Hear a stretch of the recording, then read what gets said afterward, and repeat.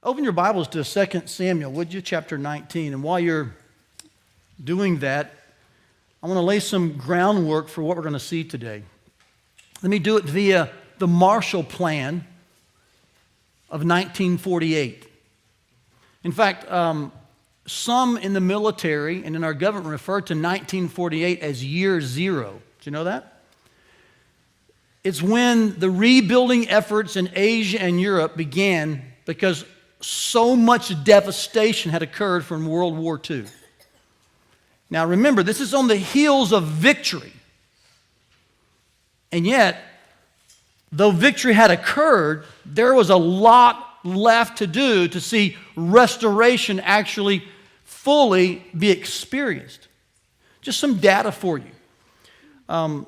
Historians estimate that in Yugoslavia alone, of course it was then Yugoslavia, there were 300,000 orphaned children beginning in 1948, that part of the Marshall Plan. And that was just then Yugoslavia, not counting the other European areas that were so affected by the war. They estimate that between the years of 1945 and 1948, 2 million German women per year had abortions because there was so much rape and sexual immorality during the war, some of its aftermath, and the mistreatment and ravaging of women. And so there was 70% of German homes were destroyed. So there was homelessness, there was massive children issues, there was food issues, agricultural concerns. It was said that in the Netherlands, people were eating tulips. You ought to research the Marshall Plan and why we invested $13 billion, which today is the equivalent of $135 billion, just to see the victory that was won actually begin to play out in restoration. Economically, militarily, globally, nationally, relationally. That's a long, hard road. It was a 4-year plan. It's called the Marshall Plan. As I read through that, and I read through this week's text, which is pretty lengthy, 3 chapters, it hit me that even when there's victory, the road to conquering division, the road to seeing restoration happen is long and arduous, isn't it? I mean, this is true in a marriage. You may have an argument, or you may have an immoral affair. You may have something that happens on a spectrum of difficult to incredibly impossible. But when the Lord intervenes and reconciles that, you may be reconciled in a moment, but the restoration from that often takes a lot longer, doesn't it? You have to rebuild trust. You're working through issues. You're changing habits. It's true in friendships. When there's been offense and things happen that are wrong, we know in our minds, mentally, yes, things are right, there's forgiveness, but then it takes weeks, months, sometimes years to rebuild those friendships. So do you see what I'm saying, guys? That even when there's victory, restoration is often a long and arduous road. That's exactly what we see in these chapters in 2 Samuel chapter 19. Where David is still king, we saw that at the end of verse 8, chapter 19. He's sitting in the gate. Absalom has been killed. In some sense, it's like it's supposed to be. This is God's will. It has been done. And yet, the nation's divided. David's broken. The road ahead is not going to be easy. So what does David do? How does restoration occur? We're going to see that this morning in these 3 chapters. What I want to do is I want to walk you through, just in a brief fashion, the 3 chapters by asking you to see the story with me. We'll just kind of chronologically follow the text. But then I want to kind of see behind the story at maybe what's going on, and then I want to see beyond the story. Can we do that together? Your Bibles are open. Let's take a look, can we?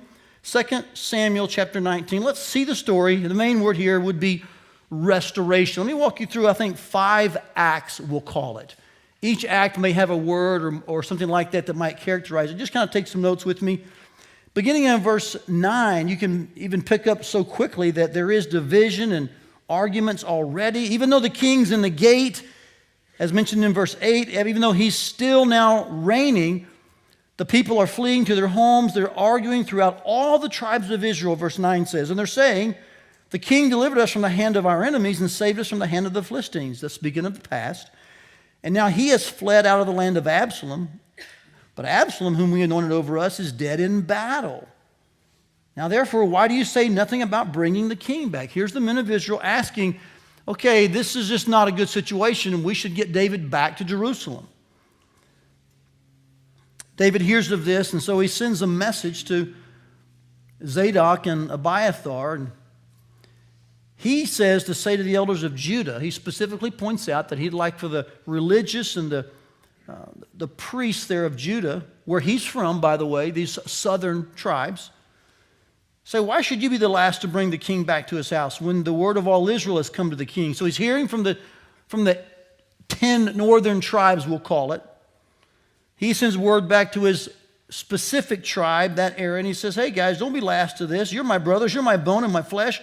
Why should you then be last to bring back the king and say to Amasa, are you not my bone, my flesh? God do so more to me and also if you're not commander of my army. So he's really appealing to his flesh and blood here. Bring me back. And he sways the heart of all the men of Judah as one man so that they sent word to the king saying, yes, come on back. Return, both you and all your servants. And so the king came back to the Jordan. Remember, he had crossed the Jordan in fleeing from Absalom. He came back across the Jordan, and Judah came to Gilgal to meet the king and to bring the king over the Jordan. This is just the lower half of the tribes, we'll call it. Well, skip over to 41 for a moment, because the upper half of the tribes hear about this, and they're a little upset. So verse 41 kind of relays the rest of the story. Israel, their men, they came to the king and said, hey, why have our brothers, the men of Judah, stolen you away and brought the king and his household over the Jordan, and all David's men with him? Like, hey, we're part of this too. Don't you see the division? So even though victory had been won, even though good things had happened, there's a long road ahead to keep the nation united. David's got a mess on his hands. They're arguing. They're differing. Here they are, wondering who's going to be responsible to bring the king back to Jerusalem. The men of Judah answered the men of Israel, here's why we were first at it, because the king is our close relative. Why then are you angry over this matter? In other words, he's flesh and blood to us, and he sent us word through the priests. Have we done all at the king's expense, or has he given us any gift? They're simply saying there, our relationship is not one of an official one, it's more of a familial one. And the men of Israel answered the men of Judah, yeah, but we've got 10 shares in the king. So now they're arguing numerically, hey, we've got more than you've got. They said, why then do you despise us? Were we not the first to speak of bringing back the king? That goes back to verse 9 and 10. It was their idea to bring him back, but then the men of Judah jumped in and brought him back, and they're saying, hey, we've got more than you got, and we thought of it first. Nah. So regardless of which side you take in this, my point is not to figure out was Judah right or Israel right. My point is to say David is the king, the victory's won, and yet, man, there's some division happening. Are you with me? David's got a mess here. He's got to work towards unity. He's got to bring the people together. In the middle of those two conversations, interesting things happen. Let's look back at verse 16. I wanted you to kind of see those two in contrast. Somewhere between those two conversations, David extends forgiveness to 3 people. First of all, Shimei in verse 16 of chapter 19. Do you see that? Shimei is the one, back in chapter 16, who cursed David. Shimei was sure that Absalom was going to win. He'd be the next king, and so he put a curse on David. And as David's walking out of Jerusalem, fleeing up the Mount of Olives, he's throwing rocks at him. He's cursing him. Remember one of David's commanders said, you should kill that man. And David says, maybe the Lord's told him to do it. He said, let's just let the Lord handle this. It was one of David's most humbling moments. Now Shimei realizes, I misjudged who's going to win the battle. I don't want the king to take me out. So he comes and he falls before the king, says, hey, king, about what I said, can we talk about that? And David graciously does not execute him.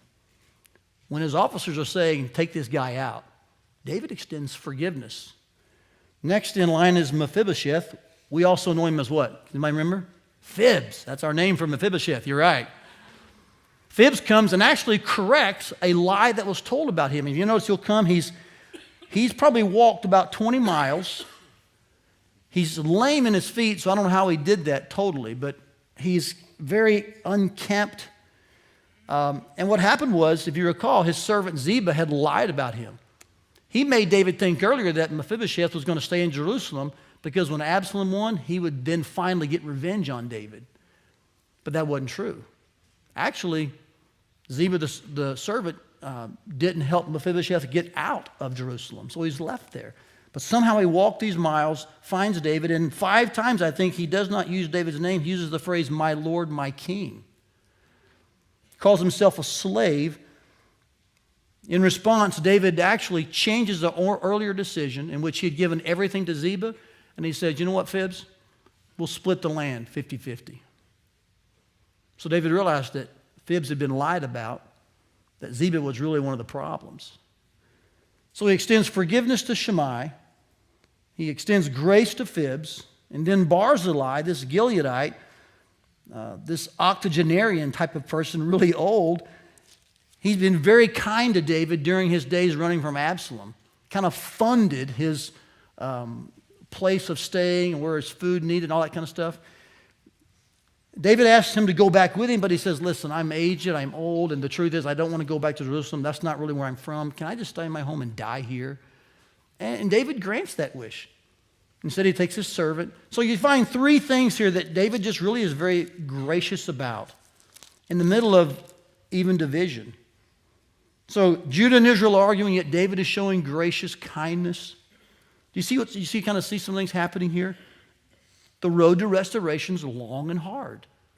So you have some people arguing, some people fighting, and yet David's trying to balance this and trying to hear and trying to listen. He's being gracious.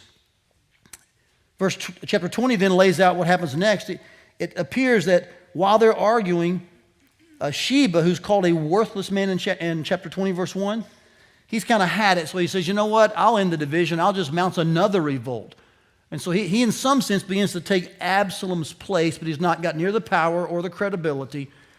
And so he encourages most of the folks in the northern aspect. He says, hey, we've got no portion in David, no inheritance in the son of Jesse. Every man to his tent, so Israel. Look at verse 2 of chapter 20. So all the men of Israel withdrew from David and followed Sheba the son of Bichri, but the men of Judah followed their king steadfastly from the Jordan to Jerusalem. Here's more division. Bichri is trying to start another revolt. David, in this case, though, does something very intriguing. He acts promptly. Do you recall back when he was on the run after his sin with Bathsheba, how that sin affected him and caused him to be very passive? We talked about that, right? Here, David, I think, has learned a lesson. He's not passive. He's very proactive.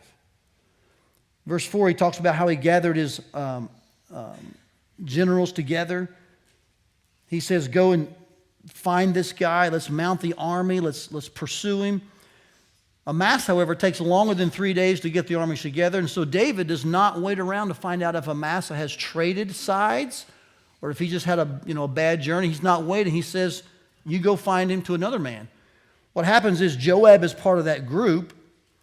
Joab runs into Amasa, who's coming back with the army, and Joab, probably in a moment of revenge, stabs Amasa in the gut and kills him.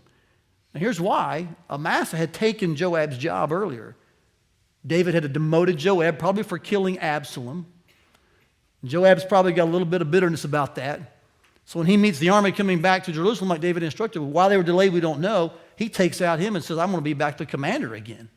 So you've got a lot of division still. You've got a lot of animosity. We don't know that Amasa was, trading sides again. We don't know. He was Absalom's commander, so there was some question there. Regardless, he's dead now. Joab's in charge of the army. They go after Sheba. They come to this city where he's kind of walled up, and they're about to take out the whole city just to get one man. And a very wise woman speaks up in chapter 20. You'll notice it beginning about verse 14.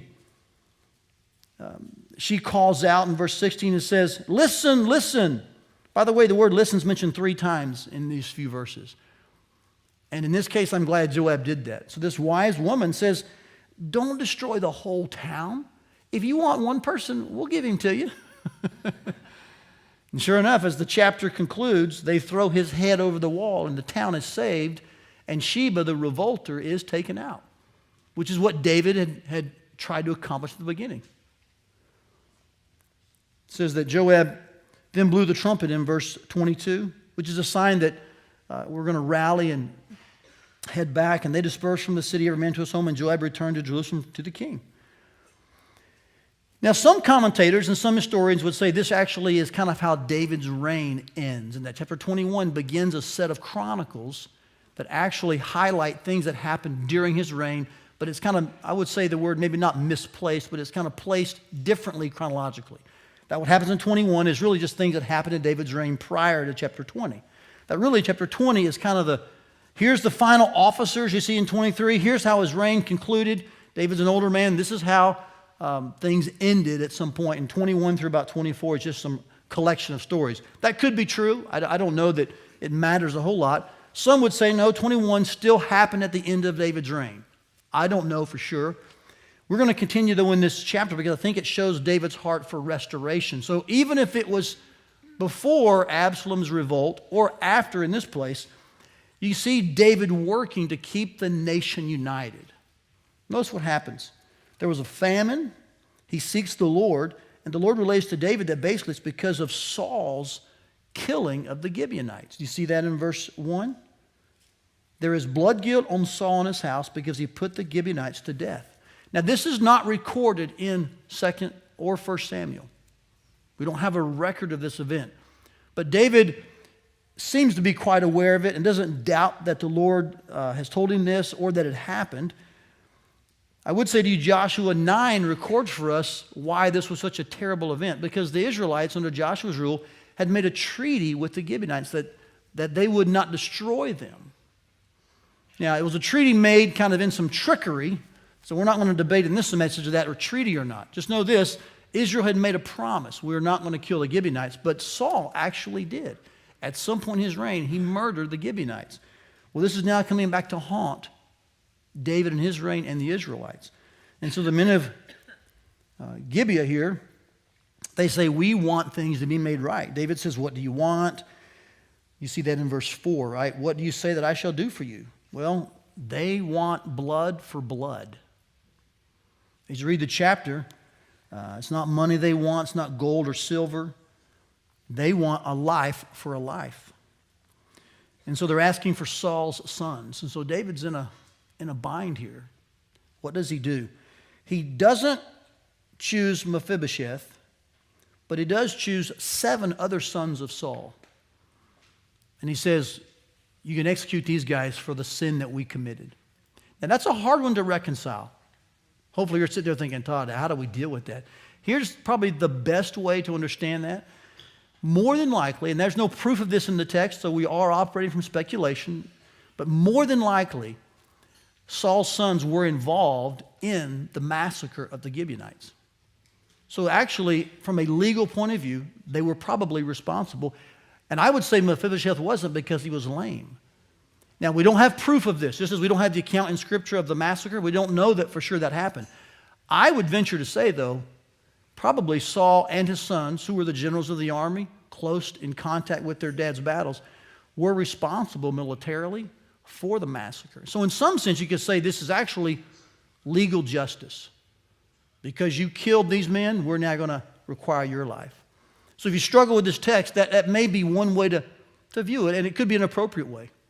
And so David actually punishes, on behalf of the Gibeonites, the ones who took the Gibeonites' life and broke that treaty and killed those people.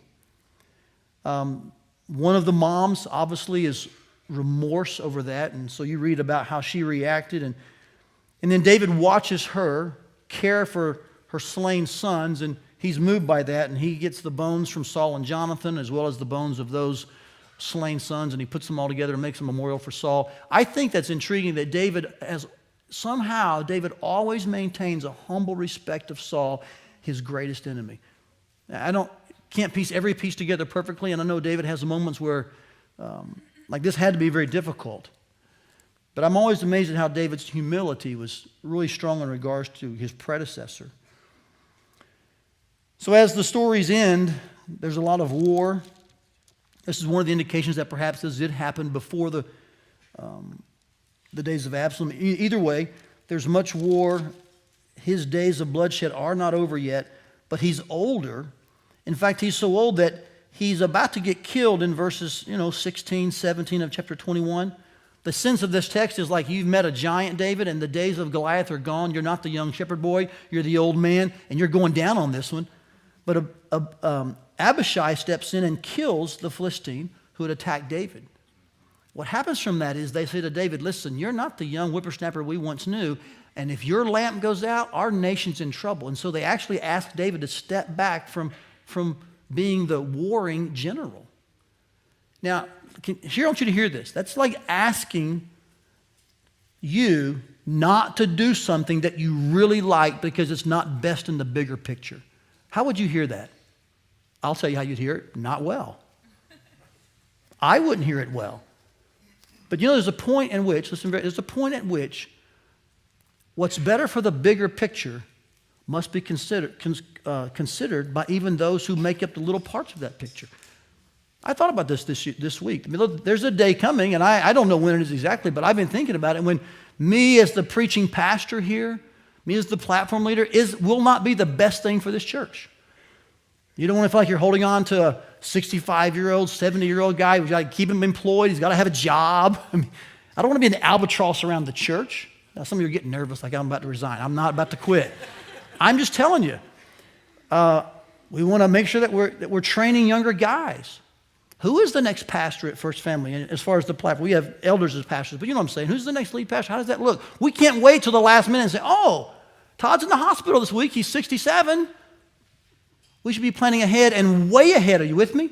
So what does that transition look like? What does it look like for us to think about who's our next guy? And so will it be easy for me to hear you say, hey, Todd, we love you, but hey, we'd like to make a few adjustments in light of the future. It won't be, but I think it'll be the right thing.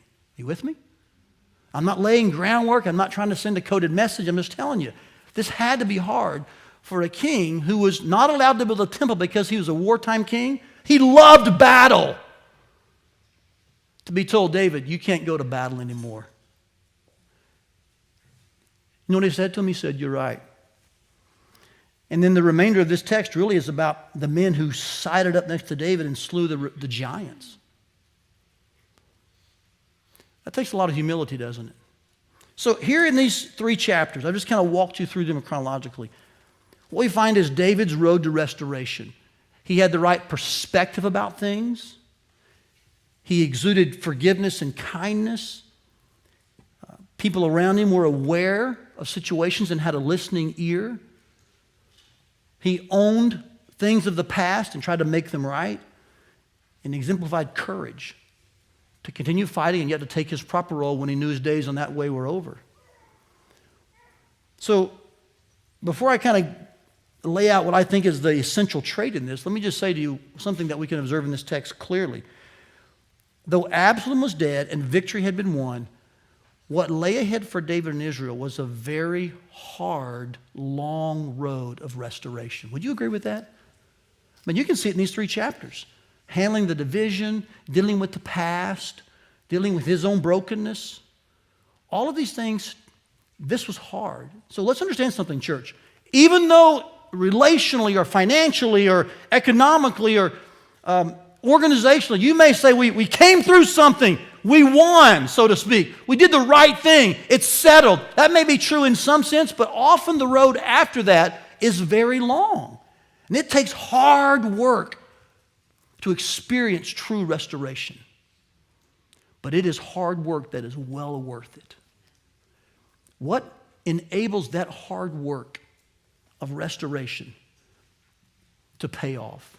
What really, I'll use the word maybe empower. What fuels the hard work of restoration? I'll give you the one trait that I think is woven throughout all of these chapters. I think it's the trait of humility. The ability to stay in the low position, so to speak, to have the attitude that others' interests matters, their interests matter more than yours. That listening is one of the best first things we can do. That extending grace and forgiveness is always a proper action. These all stem from a humble spirit in someone. This, too, is hard work. It's hard to be humble and admit there's a problem and honestly hear the different perspectives. It's hard to be humble, and in David's case, to grant amnesty to an enemy, to reverse a former decision as the truth was actually revealed, or to let a trusted warrior and friend stay behind. It's hard to be humble and actively address the second attempt at division, which is what David did, and to reject passivity and yet not be proud. It was hard for David to be humble and once again take a low posture, admit he needed guidance, and seek the Lord. I think it's hard to be humble and deal with sins of the past. It was hard for David to be humble, admit there's something more important than just his warring ability, to hear the kind advice of others regarding what was best in the bigger picture. This is one of the elements behind this narrative, the need for humility in the middle of the long road of restoration. So can we look at what's behind the story for a bit? In a word, it's humility. That's what's going on here. That's really what's driving the restoration that's taking place in these 3 chapters. In fact, without going into too much more detail, can I just show you 5 things based on these chapters that I think humility does?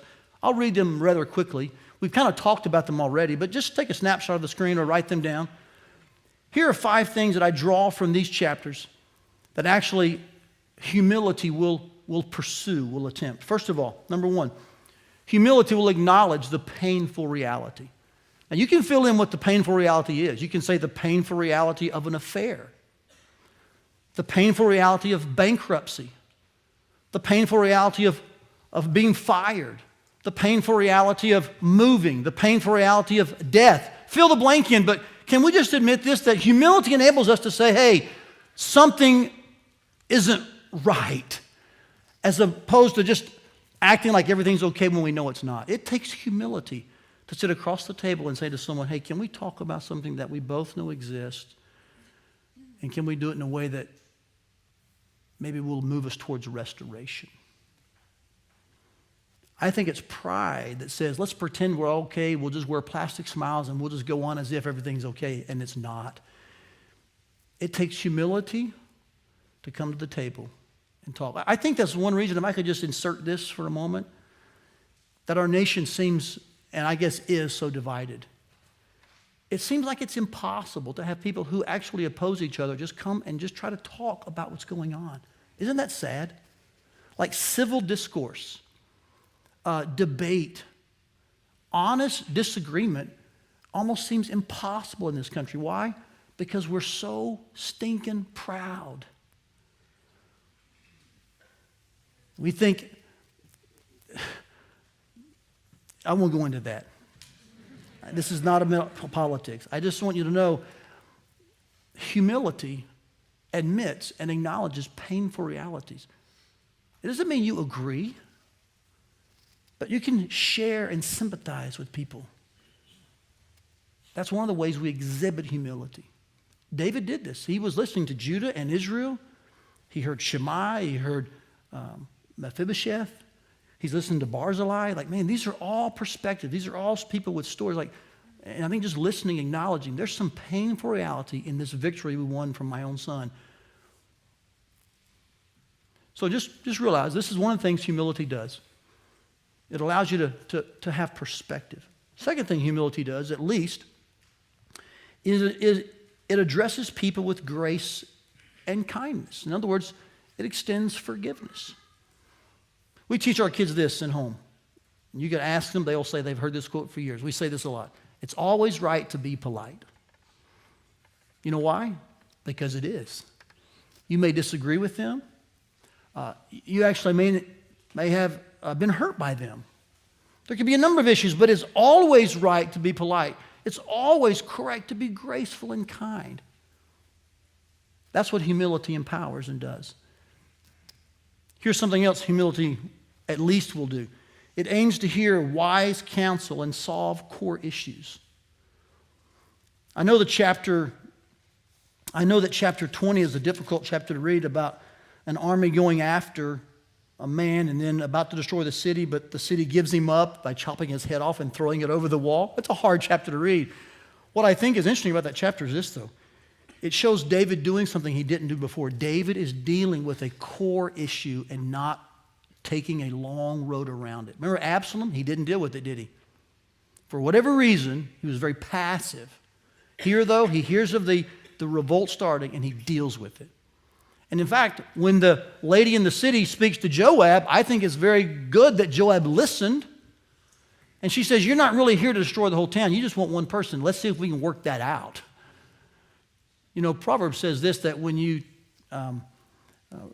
speaking of like gossip and secrets, I think that Solomon talks about how if you can just take out the one problem, you'll solve the other problems. Don't try to, maybe take a massive approach to the whole thing. Try to figure out what the real problem is, the core issue, and deal with that, and you'll probably solve things around it.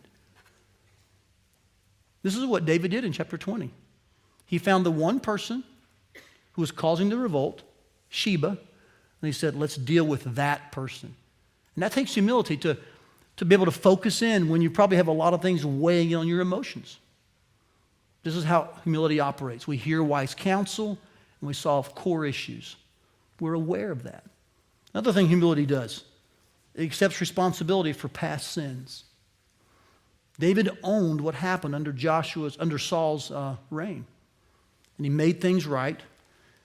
Something else humility does, lastly here, is humility acts selflessly for the bigger picture. David knew that his role as the warring king needed to be changed and adjusted, and so he heard the wisdom of his good friends, as difficult as that was, and he made adjustments. So we begin to realize something, that the way through division and to restoration begins and ends with humility. All those 5 things that we know humility does, the things we see in these chapters, they're all empowered, kind of driven by humility. So we begin to see something here. Here's kind of our take-home truth. Here's kind of our big idea. Here's the sermon in a sentence. That the way through division and to restoration begins and ends with humility. Would you say that with me? Say it together. Here we go. Ready? The way through division and to restoration begins and ends with humility. This is why, and I've said this to you before, but I'm going to repeat it again for those who are new. Listen very carefully, ears wide open.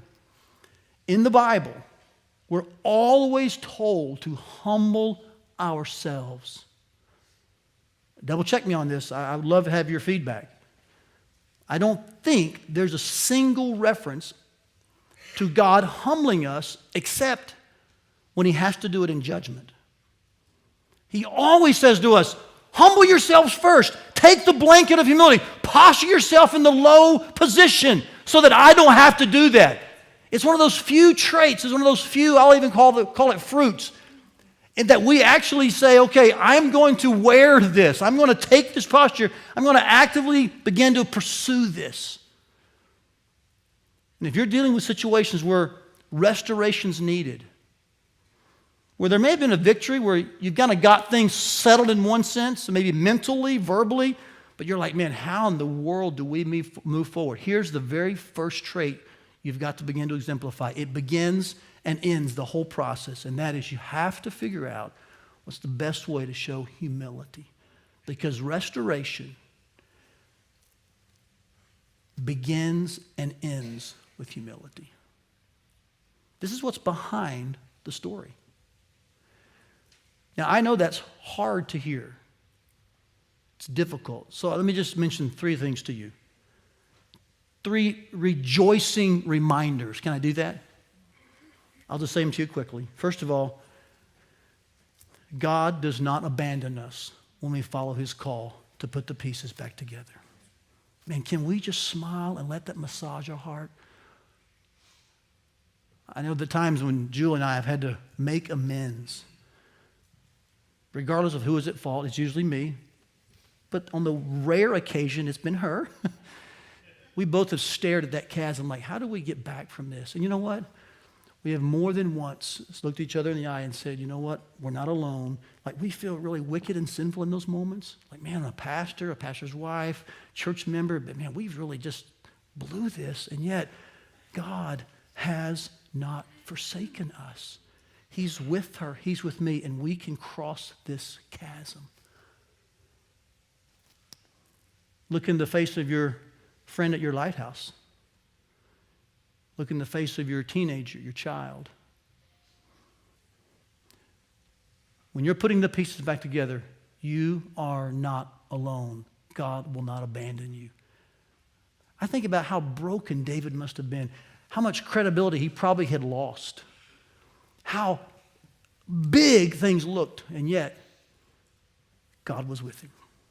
Aren't you thankful that God has not abandoned us in the middle of our brokenness? That's a rejoicing reminder. Here's another one for you. That you can restore yourself and other people. You can pursue restoration in the middle of personal brokenness. You don't have to wait till you're all perfect to say, okay, I got my act together. Can we talk now? I doubt any of us would ever talk. Are you with me? It's actually in the middle of our brokenness that perhaps humility is best expressed. So can I encourage you, if you're trying to wait until you have it all together and can make the best impression, put forth the best image, you're probably waiting for the wrong time. The best time is in the middle of your brokenness to exemplify humility and simply say, can we figure out a way forward? I don't like what's happening. I don't have an answer. I don't even know exactly maybe all that happened or will happen, but I want to work this out. In the middle of your brokenness, restoration can still occur. Here's another rejoicing reminder for you real quickly, that scars are the signs of healing. Aren't you glad about that? This is why I maintain staying in one church as long as you can is a good idea. Because there's no way you can stay in one church for a long time and not have some scars from relational issues. All right?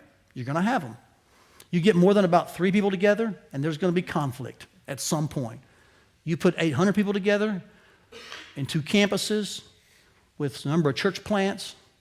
That's a lot of opinions in the kitchen. Are you with me? That's a lot of people cooking some stew. And if everyone's always checking out when it doesn't taste like they think it should taste, that's just probably, this doesn't seem like that's the right scenario. Instead, we've got to figure out, okay, how can we reconcile and restore each other? How can we stay together and be right and yet admit this happened? I think as things heal, they go from an open wound to a scar. It's a beautiful sign that there's healing and that it tells a story for God's glory. I mean, some of you right now could point to a scar and say, I remember what happened there. I was riding a skateboard and I fell down the hill and, it could be any number of accidents. I was fishing or swimming or I was hiking But when they heal, when the scars heal, you remember what happened, but it doesn't hold you back, amen? It just tells a story, and often you'll smile about it. Say, man, I thought it was over at that point, but you know what? God brought me through it. And you look back with really some sense of like, wow, God is powerful. It tells a story for His glory. That's why I say restoration and reconciliation should always be aimed at saying, how can we figure out a way forward? So we may have some scars and we're done, but if we can stick together, those scars will tell a beautiful story of the power of God. It's a rejoicing reminder. Lest you think this message is all about you and me and our restoration and our reconciliation and the need for humility in it, it's not. Let me end by asking you to look beyond the story for a moment, can I? Because none of this would be possible if we didn't understand that Christ actually humbled Himself to bring reconciliation and restoration to us. You see, really, what David is doing here in this temporary restoration is just a picture of what Christ eventually did in ultimate restoration. David solved the nation's problems to some degree. He hung in there. He made progress. He humbled himself. Yes, those things helped the nation. Historically, in 1000 BC, this was important. But what really mattered was 1,000 years later when Christ would come and look deeper into our lives and say, I can restore you and reconcile you to God. I can solve your eternal predicament. And how did Jesus do that? The quintessential trait that he modeled was humility. Philippians chapter 2. Look with me at these verses here. I'll be on the screen behind me. Look how Jesus does this so much better than even David. And he tells us to have this mind in ourselves, the mind of Christ, who though he was in the form of God, did not count equality with God a thing to be grasped, but he emptied himself by taking the form of a servant and was born in the likeness of men. Now watch this next phrase.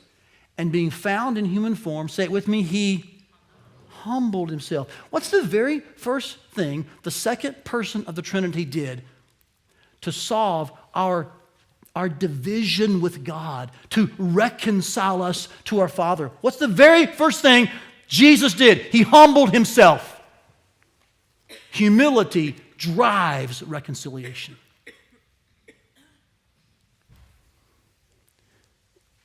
When Jesus went to the cross, when he satisfactorily and sufficiently and eternally reconciled God's people to God, it had an effect that I want to make sure you understand. It allows us now to do the very same thing, to live in a reconciled fashion. In fact, this is actually what Jesus prayed in John 17. I've been stunned by this verse the last couple of weeks, especially this week, in thinking about Jesus' work of restoration, bringing us to the Father and reconciling us. But it wasn't like, okay, well, that's all I was trying to accomplish. He accomplished that for sure, right? But look how he says this should affect us. John 17, here's his prayer. He says, I pray not just for these only, speaking of those disciples, but I pray for those who will believe in me through their word. That's you, people in Ankeny, Iowa. Your name's in there. God the Son is praying at this point for all those who will believe, and he prays this, that they may be, say it with me, one. No division, but a unified people.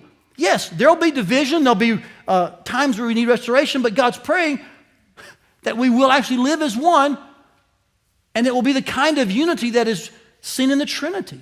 Just as you, Father, in me, and I in you, there'll be one in us, so that the world may believe that you have sent me. Why did Jesus do the hard and holy work of restoration? Yes, it was for your good, no doubt, your eternal good, but also for the eternal good of those who are watching his people. Because when they look at us, how good the sermons are, how exciting your programs may be, how awesome your worship may be, all of these things, or how good you dress, or what you drive, how many people you pack in your auditorium, really is not what they're asking. I think deep inside what they're wondering is this: do you get along any better than I get along? Because if you're not any different at that level, if your tribe, so to speak, doesn't interact and relate any differently than my tribe, then what's the difference? You just got a different set of externals. But what's really different deep down? What makes you get along with people who are really different than you? How in the world does that happen? And we say, it's Jesus. That's what the world's looking for. And when that doesn't work so well, we must adopt a posture of humility to pursue restoration and reconciliation. Is that hard work? Yes, but that's why I say it's also holy work. Because we are working for something far bigger than just our own family or even our own immediate church family. We're working for God's family to unite and show the world. Because God loved us so much and restored us through the cross, we can work equally as hard at living in restoration and reconciliation. And it takes humility, yes, but it is hard and holy and possible. So my final question to you is this: knowing that the story teaches us that restoration is long and arduous, and that what's behind it is humility is required, and that what's beyond it is that Jesus actually exemplifies this perfectly, will you follow your Savior and adopt humility in your relationship to others? In fact, can I just ask you a very pointed question? Is there anyone with whom you should adopt a posture of humility in order to make in order to travel the road of restoration well? You say, Todd, that's hard. You're right, it is. I admit that. 3 chapters of hard work here. But it's holy work. Modeled by our Lord, inspired by His Spirit, empowered by the gospel, and it's possible. So I'm going to call you this morning to that kind of posture. To seeing that division does not have to be what defines you or us or the body of Christ in general, but rather restoration, reconciliation, unity. And believe me, it doesn't mean you have to agree with every single jot and tittle, every point of someone who's sitting next to you or near you. We can have differences of opinions. But at our core, there has to be the sense of unity around Christ that keeps us rightly related, correctly relating to one another in a spirit of grace and kindness. That's what the world looks at and says, wow, the gospel works. So will you pray with me, please, church?